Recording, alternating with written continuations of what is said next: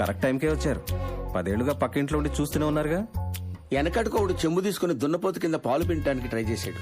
అక్కడ ఏమీ ఉండదు, ఆ చెంబు నిండదు. వీళ్ళు అంతే. అంతే కదా సార్, దున్నపోతు కొమ్ములుంటాయి కానీ రొమ్ములుండవుగా.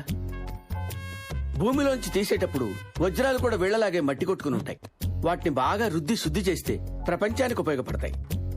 భూగర్భ శాస్త్రవేత్తగా గర్భంలో ఏదీ దాచుకోలేను, అందుకే అన్ని బయటికి చెప్పేస్తాను. ఏంటి ఈ ఎదవలా మారేది? సార్ సార్ సార్, ఎదవల్ని ఎదవ అంటే ఏ ఎదవా భరించలేడు సార్. ఎదవలు అసలు భరించలేరు సార్. కొంతమంది ఎదవలు భరిస్తారు సార్. అయ్యయ్యో, మీరు ఫీల్ అవ్వకండి సార్. మీ వాడికి మీరంటే ఎంత రెస్పెక్టో తెలుసా?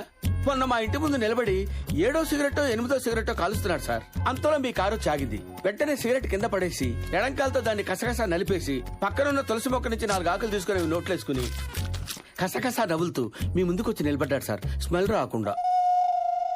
చూడు నాన్న, హుస్సేన్ సాగర్ లో బుద్ధుడి బొమ్మ ఒక చెయ్యి పొట్ట మీద ఒక చెయ్యి పైకి చూపిస్తూ ఉంటుంది.